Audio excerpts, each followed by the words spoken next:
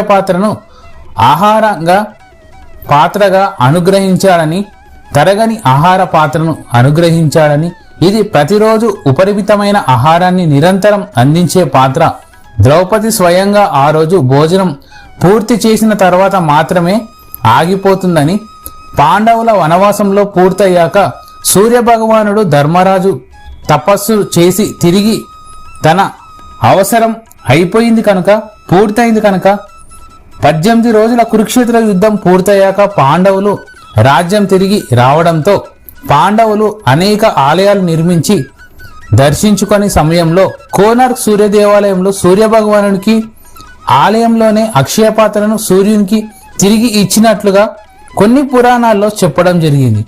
అయితే కోనార్క్ సూర్య దేవాలయంలోనే అక్షయ పాత్ర ఉన్నదా అన్నది ఎంతవరకు నిజం వాస్తవం అనేది అది విధికే తెలియాలి.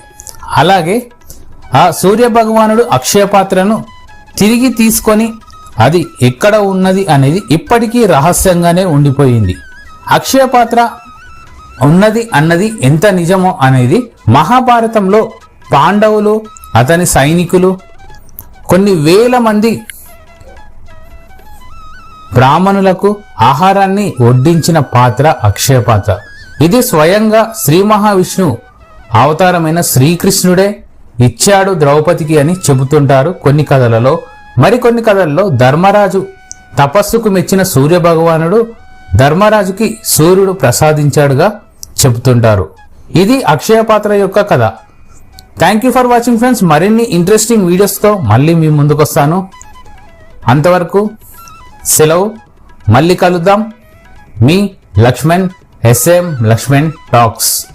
Like, share, comment, subscribe. Thank you for watching.